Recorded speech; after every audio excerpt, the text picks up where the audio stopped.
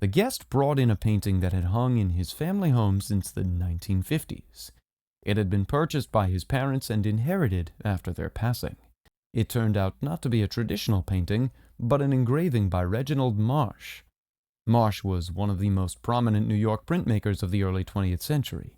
He was born in Paris to American artist parents, grew up in New Jersey, and later studied at Yale University.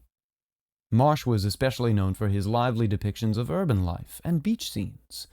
The appraiser pointed out that this piece was particularly special because it had been hand-colored in watercolor by Marsh himself. And in fact, it's an engraving, which is a print. It's an original print.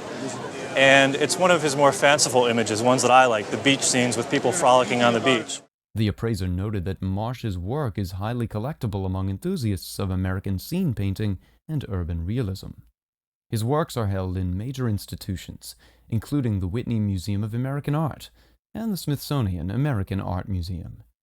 Based on the artwork's quality and condition, the appraiser estimated its value at, if it weren't hand-colored, it'd be worth about $2,000 to $3,000. With the hand coloring on it, done by Marsh, its value is about $5,000 to $8,000. Wow. Easily double it. Great. And I think it's a wonderful image. Yeah, I love it. I love it. the guest brought in a bronze sculpture of her mother as a child. This is 1924. She was 7 years old. It's in France, and she was going to school there. At the time, she was there with her family. Her father came over to do the reconstruction after World War I. He was a lumberman, and the family was over there living in France. It was identified as the work of Paul Trubetskoy, a well-known and somewhat flamboyant sculptor of the late 19th and early 20th centuries. He became famous for his society portraits, sculpting the likenesses of prominent figures such as intellectuals, politicians, authors, and wealthy patrons. He also produced animal subjects and charming depictions of children. His works, usually small bronze sculptures, conveyed the energy and personality of the people or animals he portrayed. This particular bronze, signed, dated 1924, and carrying a Paris foundry mark, reflected the artist's talent for capturing an intimate, lifelike presence. The appraiser emphasized that the personal nature of this piece did not diminish its significance. In fact, the quality of the execution and its direct connection to the artist's style made it highly collectible. In terms of value, the appraiser explained that comparable works by Trubetskoy of a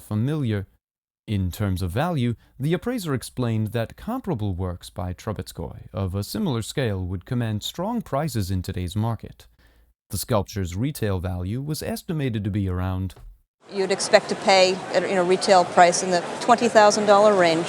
Wow. So it's a very valuable piece. Wow. A beautiful clock with an impressive lineage had been part of the guest's family heirloom.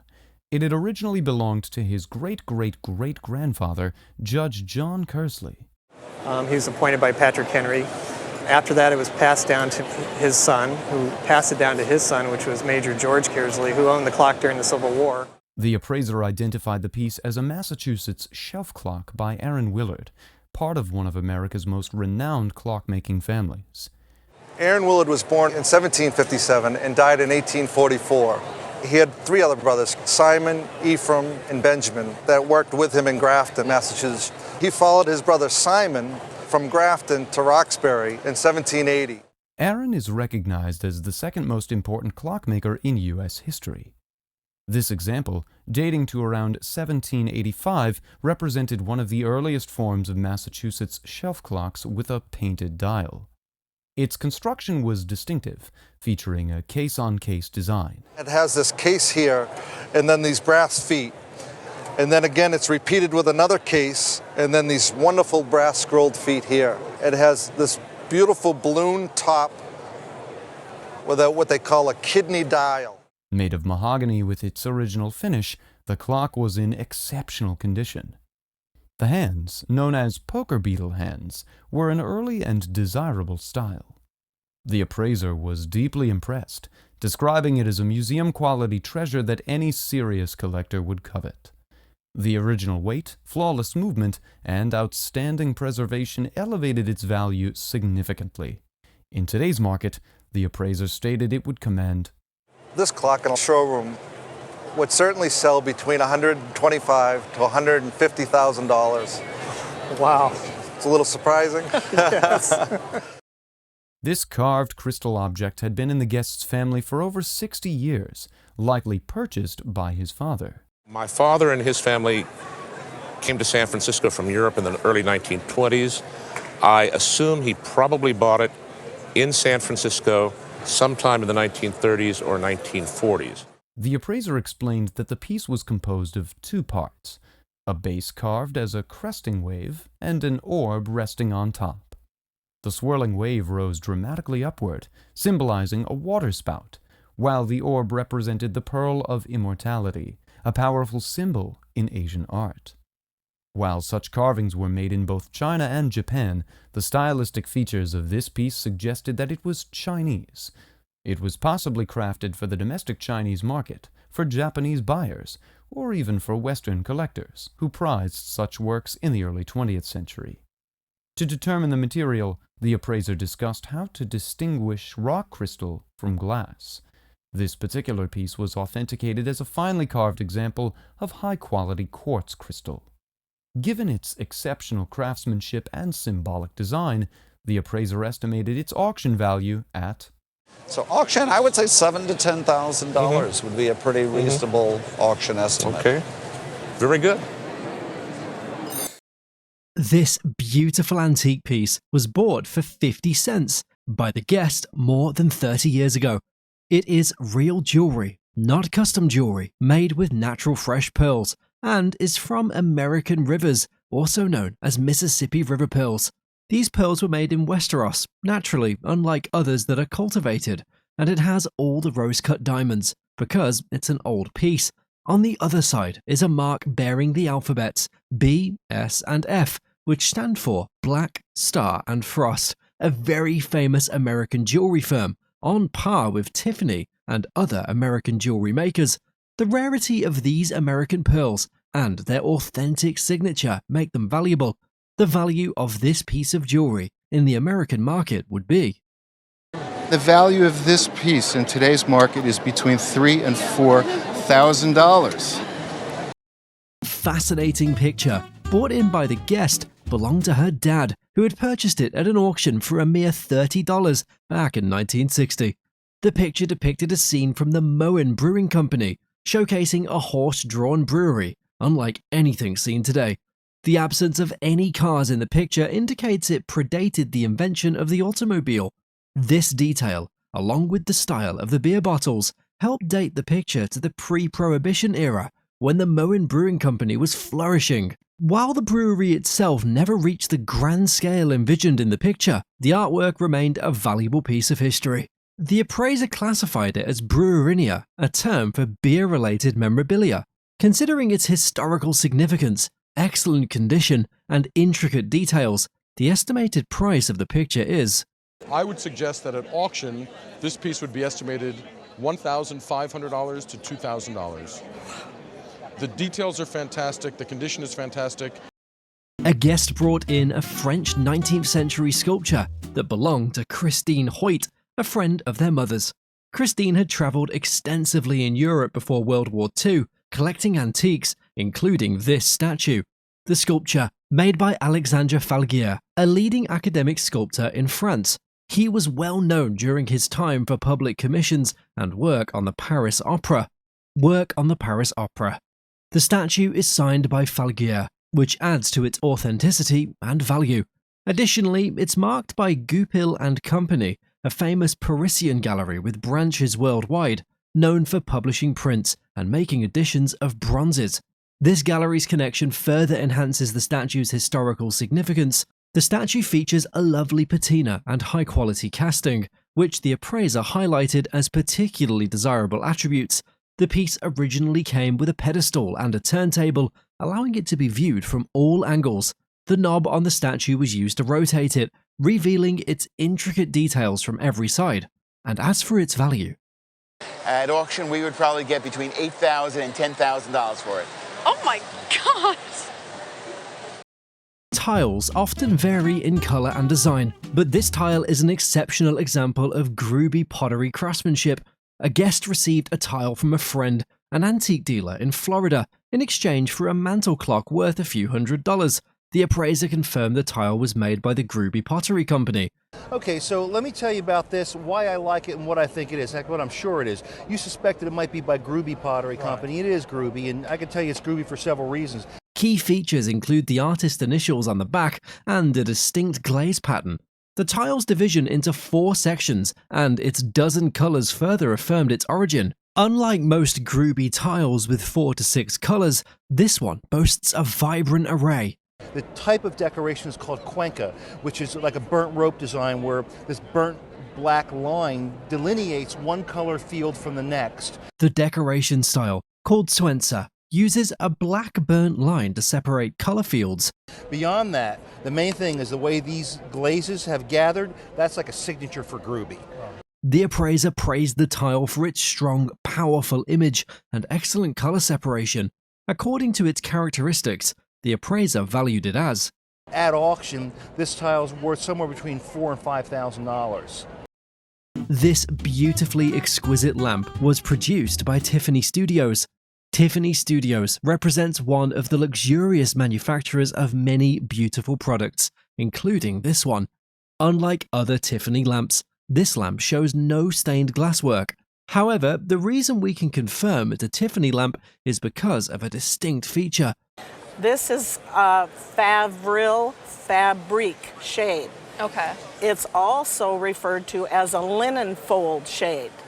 It also features a brown to green finish that beautifies the lamp's metal. This exhilarating lamp was crafted in 1915 when a lamp like this one was used by the rich. The lamp also has a beautiful fabric shade. It does have a Tiffany Studios mark on the bottom, a brown to green finish on the metal. At auction, this original desk lamp with a fabric shade and beautiful finish will sell for. I would place a value on this for insurance from $4,000 to $6,000. Really? Toys are often cherished playthings, but these toy motorcycles are more than just childhood relics. They are rare collectibles, steeped in history and craftsmanship. A guest brought in a collection of cast iron toy motorcycles, inherited from their grandfather, a former motorcycle patrolman in Cleveland during the 1920s and 1930s. The appraiser identified them as products of Hubley Manufacturing Toy Company, dating back to the 1930s. The guest recalled admiring these toys as a child, but was never allowed to play with them. I'm happy to report that these are all original condition. The paint is correct, the figures are proper, they are free from any breaks or cracks, which can often happen. The appraiser noted the fragile nature of antique toys, particularly those made of brittle cast iron, emphasizing their susceptibility to damage. Despite their age, all motorcycles were in original condition, with intact paint and figures. The large Harley-Davidson hill climber stood out as the rarest and most coveted among collectors. The large blue cycle here having the most wear and the most chips. What's really exciting for collectors on the large hill climber is that his rear, featuring embossed details and nickeled wheels, the appraiser highlighted its desirability due to its condition and historical significance. According to the appraiser, the estimated value for each patrol cycle range. In the 1930s, when these were being sold, they would have cost a few dollars, which at that time, that would have been a lot of money. Right. The appraiser valued the large hill climber as. That can range anywhere from $2,000 up to even $3,000. Wow. The appraiser mentioned the collective value as. Collectively, you're looking at an auction estimate of somewhere between $10,000 and $15,000 of cast iron toys. Wow, don't tell my wife that. She'll make me sell them and take her on a trip.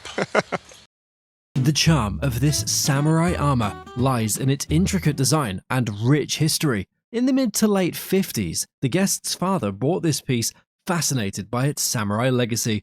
Made from lightweight and durable materials, the armor was crafted to protect warriors from various blows. Overlapped lacquered metal scales and fabric layers highlight the advanced technology of its time. At how small the scale was, because we've grown so much as the human race. Armor was meant to protect. A silk panel with a dragon clouds and a flaming pearl adds artistry and symbolism. The silk is actually an 18th century Chinese fabric, which is quite rare and valuable. Experts believe the armor dates back to the 19th century, just before the Meiji period. An original lacquered box with a family crest hints at the armor's noble past. You'll notice here that this is a dragon with clouds and a flaming pearl. This is actually silk. Really? Despite some missing pieces, like the articulated gloves, the overall condition is impressive. Blending historical significance and craftsmanship, this samurai armor is valued at. At auction, I would expect this suit of armor to make somewhere between $5,000 and $8,000 today. Oh, wow. Okay, great. If all the pieces were here and this were in perfect shape. Guest stumbles upon a hidden treasure at an auction, a stunning glass piece by French artist Deschamps. The story begins 35 years ago, when the guest first saw this beauty in an antique dealer's shop in Pittsburgh. The dealer prized it so much that it never went up for sale, but after his passing, the guest, determined not to miss their chance, attended the auction and secured the piece for a mere $120.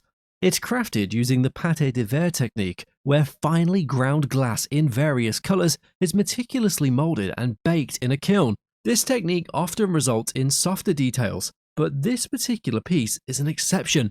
The scarab beetles adorning the glass, a popular motif inspired by the recent discovery of Tutankhamun's tomb, boast exceptional clarity and sharp lines. The color saturation is also exceptional, highlighting the mastery of the artist. In perfect condition, it could fetch a staggering $18,000 to $24,000 at auction, possibly setting a new record for pâte de verre pieces by Deschamps.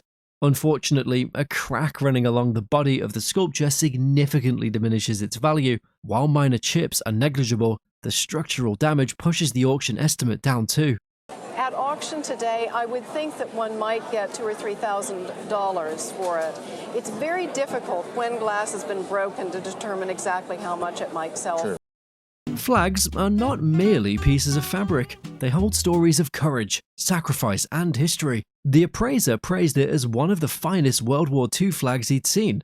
It belonged to Bill Reed, a Flying Tigers pilot who destroyed 10.5 planes with the AVG and 8 more with the 14th Air Force. Reed tragically died in December 1944 during a mission when his plane ran out of fuel. Trying to bail out, he was struck by his plane and killed. He'd become a lieutenant colonel by then.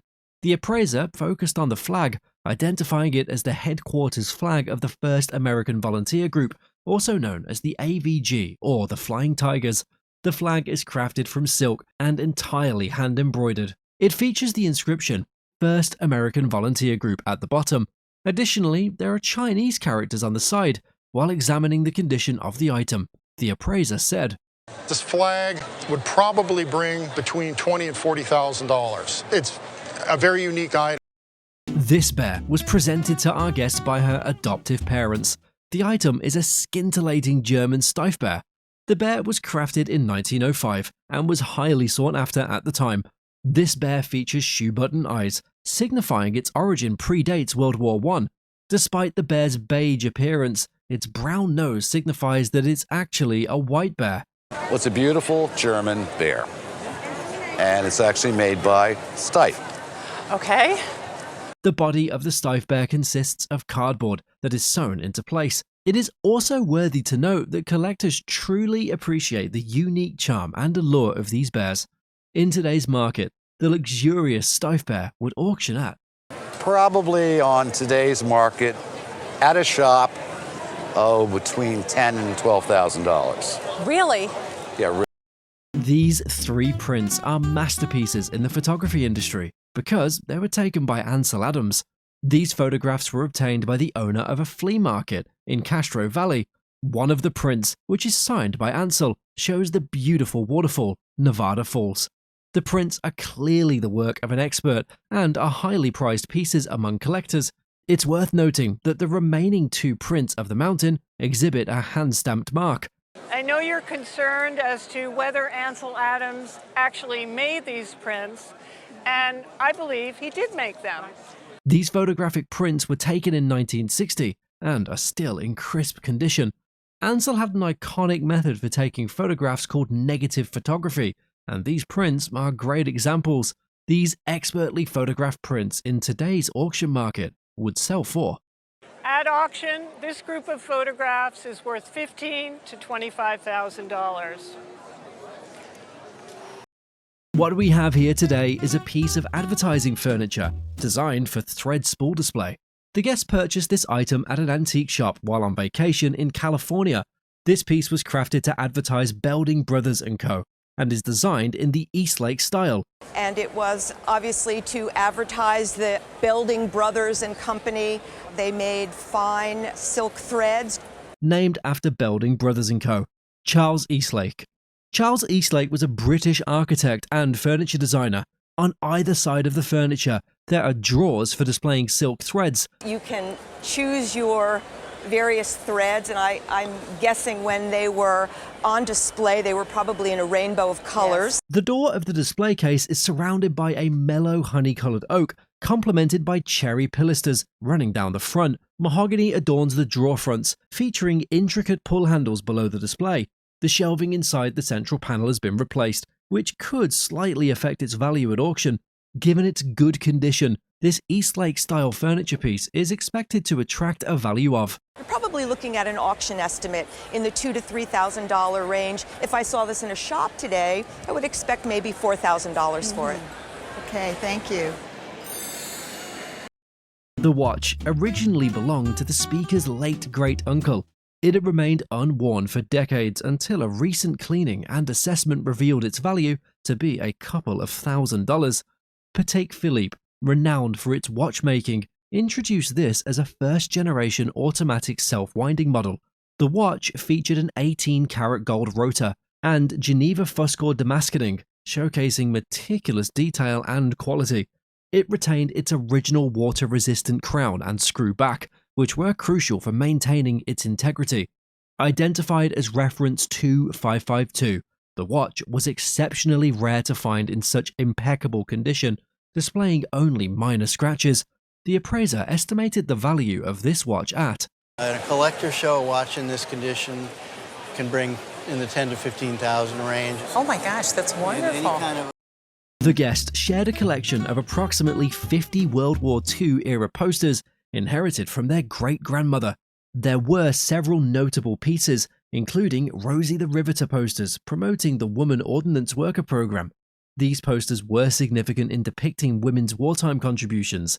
Next, a Ben Shahn poster illustrating the devastating Lindice massacre, a tragic event during the Nazi occupation of Czechoslovakia, was brought up. Another poster by Charles Coyner, which had urged increased factory production with patriotic imagery, was also featured. Additionally, a unique set of posters from the Office of Price Administration caught the appraiser's attention. The appraiser estimated the value of these posters. Cool. Okay. So together now, we're looking at between $6,000 and $8,200, and that's just for the ones we're looking at, not for the other ones that are in the pile. Okay. The guest brought in a treasured chest, a cherished family heirloom passed down from their grandmother after the war. On examining this piece closely, it is revealed that the chest dates all the way back to 1680, a relic from the reign of King Charles II of England. The chest's condition was remarkable. It still boasts its original wooden pegs and the pull handle, a proof of its quality and careful preservation. Considering its impressive age and authenticity, its estimated value is.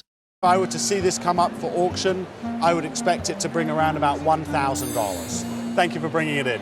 Thank you so much. It's good to know about it. The guest brought in a wood carving that sparked memories of shared experiences with their brother, Vernon, a skilled woodcarver. The intricate details and craftsmanship of the piece resonated with the guest. The carving is black forest carving, a style known for its detailed figures. Unlike many Black Forest pieces, this one stood out for its exceptional execution and allegorical theme. The carving showed a young woman, symbolizing maidenhood, feeding a flock of chickens. The lively scene showcased her gentle demeanor, the intricate details of her face, and the various animals interacting around her. All this was done from a single piece of wood. Despite the lack of a known artist, the piece has a conservative estimate of. This piece would conservatively be worth $4,000 to $6,000. Well, that's great. Inheriting a collection of Art Deco jewelry from her great aunt was a deeply emotional experience for the guest. The collection came along with an accompanying note urging her to enjoy the pieces and pass them on to her daughter. They belong to the Art Deco period, a highly sought-after era in jewelry design. Dating back to around 1930, the jewelry incorporated diamonds, sapphires, and platinum, the metal of choice for Art Deco jewelry. The key characteristics of Art Deco design were the geometric shapes, clean lines, and bold color contrasts, all of which were beautifully embodied in these pieces. The ring featured a stunning center diamond exceeding 2 carats, while the sapphires boasted an unusual French cut. The bracelet, a style bracelet with a wider center tapering towards the ends, has an exceptional execution. A jeweler had recommended an insurance value of $5,000. However, if offered at auction today as a complete set, these pieces would have a pre-sale estimate of. If you were to sell the pieces as a suite, meaning sell them together, they would have a pre-sale auction estimate of $15,000 to $20,000. This collection belongs to the guest's parents, who moved to Nigeria after her father, a professor at UCLA in California, participated in a university exchange program. During this period, these unique pieces came to be. The male carvings were already made, but then the guest's mother asked that they could also make female figures specifically for her. Colonialism opened a market for African carvers to create objects beyond traditional tribal pieces. The carvings belong to the thorn carving style, pioneered by the renowned Nigerian artist Akeredolu in the 1930s. The meticulous detail in each carving, showing the daily life in Africa, reminded the guest of certain childhood experiences. While not categorized as fine art, there is a growing popularity of folk art, a category into which these carvings fell. The true value of the collection is estimated to be is worth $2,000 to $3,000. You're kidding. No? Wow. The guest brought in a seemingly ordinary piece of furniture, a dressing table, inherited from her family. It is, however, a true gem, a Boston lowboy or dressing table, dating back to 1750 to 1760. This early American piece, most likely used in a bedroom alongside a matching high chest, was crafted from walnut. Unlike many antique furniture pieces that go through repairs and replacements over time, this dressing table retains its original hardware and drawer pulls. Some features prove this is a Boston piece, like the distinctive scooped carved drawer with fan detailing, the apron shape, and the leg design. Unfortunately, the sun had bleached the wood over time, but a furniture conserver could restore its natural beauty. The estimated value is a staggering. At auction, I would estimate $18,000 to $20,000. Excuse me? Wow. Well, that's amazing. The guest shared the history of this clock, passed down through generations, originating from Baltimore in the early 1800s. This wasn't just any clock, it was a rare commemorative piece dedicated to George Washington. The statuary shows him delivering his famous farewell address, and the inscription below the dial bore the iconic quote, "First in war, first in peace, first in the hearts of his countrymen." The clock's origin is French, crafted by a renowned bronzer named Dubuc. The inscription indicated a production period between 1808 and 1816. A recent sale of a comparable clock fetched a staggering $140,000. However, this clock has undergone some alterations, replaced hands, and refinished omolu, diminishing its value.